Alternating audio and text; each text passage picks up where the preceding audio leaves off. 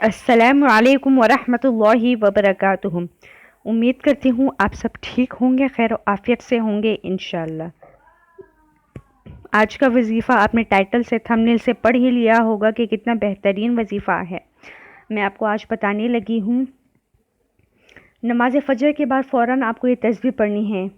ये तस्बीह जो भी पढ़ता है वो रिज़्क़ से माला माल हो जाता है। जी हाँ, ऐसा ही है। ये वजीफ़ा हर किसी को नहीं पता, उसकी क्या अहमियत है वो सब कुछ मैं आगे चलकर आपको बताऊंगी।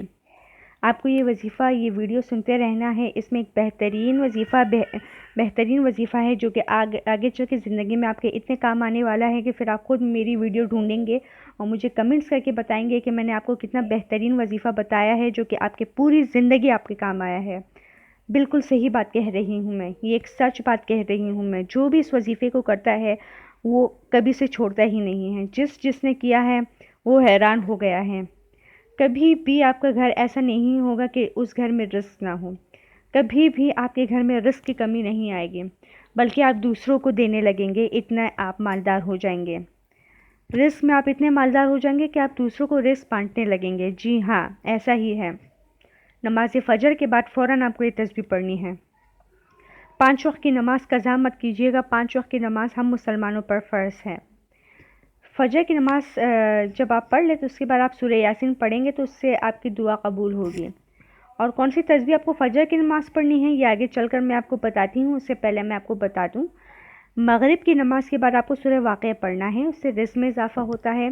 साथ में इशा की नमाज़ में सूरह मुल्क पढ़नी है आपको, जो है कब्र के अज़ाब से बचाती है। इशा की नमाज़ के बाद फिर आपको सूरह बकरा पढ़नी है जो कि आपके लिए हर शय से काफ़ी हो जाती है। दुआ की कबूलियत के लिए मैं आपको एक बात बताऊं, दुआ की कबूलियत के लिए आपको दुआ करने का तरीका आना चाहिए, जो कि मैं अपने हर वीडियो में बताती रहती हूं। दुआ करने का तरीका ये है कि सबसे पहले आपको सूरह फातिहा पढ़ना है या सूरह इखलास पढ़ना है, क्योंकि सबसे पहले आपको अल्लाह की तारीफ़ करनी होती है। और उसके बाद फिर आपको दुरूद शरीफ पढ़ना है। फिर उसके बाद आपके दिल में जो भी दुआ है आपको वो दुआ मांगनी है। लेकिन याद रखिएगा, सबसे पहले अपने लिए, अपने घर वालों के लिए खैर मांगिए, क्योंकि जिस चीज़ में आपकी खैर होगी, आपके घर वालों की खैर होगी, वही आपके लिए बेहतर से बेहतरीन साबित होगी। ठीक है। फिर उसके बाद फिर आपको जो है दुरूद शरीफ पढ़नी है। दुरूद शरीफ पर अपनी दुआ मुकम्मल करनी है।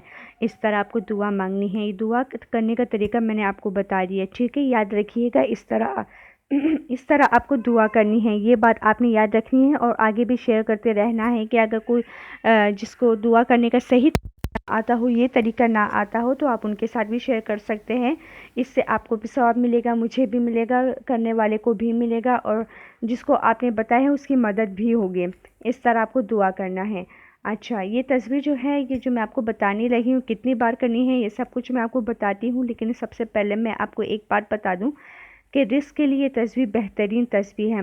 अगर आपको लगता है कि आपके रिस्क में कमी है या कोई भी मसला है, तो आप रिस्क के लिए जो है आप इसको कर सकते हैं। और ये फिर आप जब आप करेंगे तो आपको अंदाज़ा होगा कि कितनी बेहतरीन जो है ये दुआ है, ये वजीफ़ा है। ये फिर आप इसको कभी भी नहीं छोड़ेंगे, बल्कि आप औरों को जो है इसके जो है वीडियो बताएंगे और आप बताएंगे कि मैंने ये वजीफ़ा किया था, इसलिए आज मेरे घर में इतना रिस्क है कि मैं दूसरों को दे रहा हूँ या दे रही हूँ। जी हाँ, इसमें इस वजीफ़े से रिस्क में इतना इजाफ़ा होगा, इतना इजाफ़ा होगा कि आप खुद हैरान होंगे।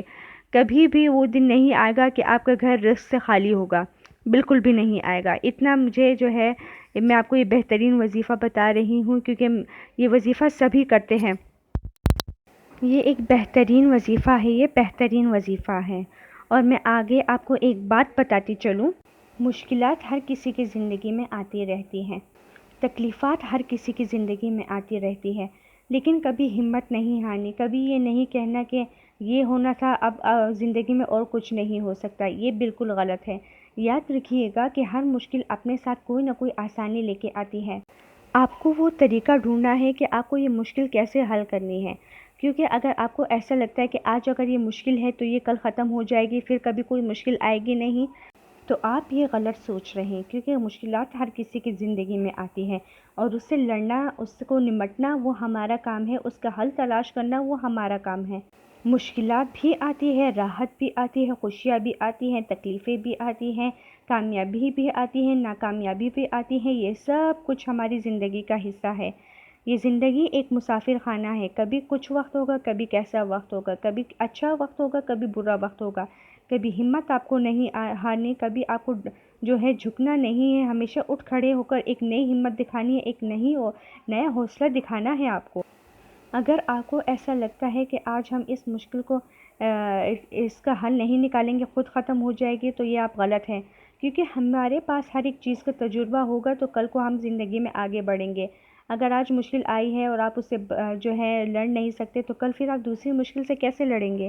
ہر ایک مشکل جو ہے وہ آتی رہتی ہے، کیونکہ زندگی مسافر خانہ ہے، یہاں پر مشکلوں کا ڈھیر ہے، اور یہاں پر خوشیاں بھی آئیں گی، راحت بھی آئیں گی، لیکن ہر ایک چیز کا تجربہ انسان کو مضبوط کر دیتا ہے، انسان کو پختہ کر دیتا ہے، انسان کو طریقہ بتاتا ہے، اس کے ذہن میں وہ طریقے بیٹھ جاتے ہیں، اس کے ذہن جو کھل جاتا ہے اس دنیا کے لحاظ سے کہ کس کام کو کیسے نمٹنا ہے اور کس کام کو کیسے نہیں نمٹنا۔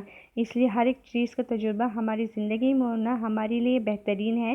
کبھی ڈرنا، کبھی گھبرانا، کبھی جھکنا نہیں ہے آپ کو۔ یہ وظیفہ میں آپ کو بتا دوں، یہ آپ کو فوراً نماز فجر کے بعد کرنی ہے، اور اگر آپ سے کبھی قضا بھی ہو جائے نماز فجر کے بعد تو پھر آپ اس کو کسی بھی وقت کر سکتے ہیں، لیکن یاد رکھیے گا کہ جب کبھی بھی آپ کو اس کو کریں گے تو آپ کو اندازہ ہوگا کہ آپ کو کتنا خوبصورت وظیفہ نصیب ہوا ہے، اتنا بہترین وظیفہ ہے، اتنا بہترین وظیفہ ہے کہ یہ آپ کی سوچ ہے۔ جی ہاں، بہترین وظیفہ ہے یہ، اور جو بھی کرے گا وہ مجھے پھر کمنٹس میں بھی بتائے گا کہ میں نے اس کو کتنا بہترین وظیفہ بتایا ہے۔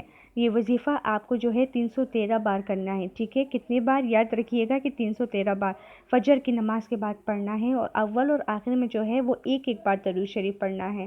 پھر سے میں دہرا رہی ہوں، اول اور آخر میں جو ہے ایک بار درود شریف، پہلے ایک بار درود شریف، پھر 313 بار جو یہ وظیفہ شیئر کرنے لگی ہوں یہ آپ کو کرنا ہے۔ پھر اس کے بعد آپ کو ایک بار درود شریف۔ پھر دعا کرنے کا طریقہ میں آپ کو شروع میں بتا چکی ہوں، آپ کو ویسے ہی دعا کرنی ہے تو انشاءاللہ آپ کی دعا لازمی قبول ہوگی۔ یہاں پر یہ وظیفہ شیئر ہو گیا ہے، یا رزاقوں کا وظیفہ ہے یہ، اس کے کرنے کا طریقہ میں نے بھی بتا دیا ہے، وظیفہ بھی شیئر ہو گیا ہے، دعا کرنے کا طریقہ بھی میں آپ کے ساتھ شیئر کر چکی ہوں۔ انشاءاللہ جب آپ اس طرح کریں گے تو آپ رزق سے اتنے مالدار ہو جائیں گے کہ پھر آپ دوسروں کو رزق دیں گے۔ جی ہاں، یہ بالکل سچ بات ہے، اور یہی میں آپ کو بتاؤں گی کہ اس وظیفے کو کبھی چھوڑنا نہیں ہے، اس کو اپنی زندگی میں شامل کر لیجیے، آپ کی زندگی خوشیوں سے، راحتوں سے، برکتوں سے بھر جائے گی۔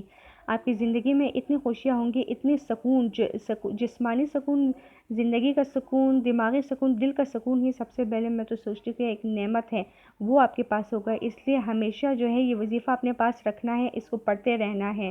امید کرتی ہوں آپ کو میری ویڈیو اچھی لگی ہوگی۔ اگر پسند آئی ہے تو اسے لائک کیجیے، شیئر کیجیے، سبسکرائب کیجیے، اور آگے جو ہے اوروں کے ساتھ بھی شیئر کیجیے، اس سے آپ کو بھی ثواب ملے گا، مجھے بھی ثواب ملے گا، اس پڑھنے والے کی مدد بھی ہوگی۔ السلام علیکم ورحمۃ اللہ وبرکاتہ۔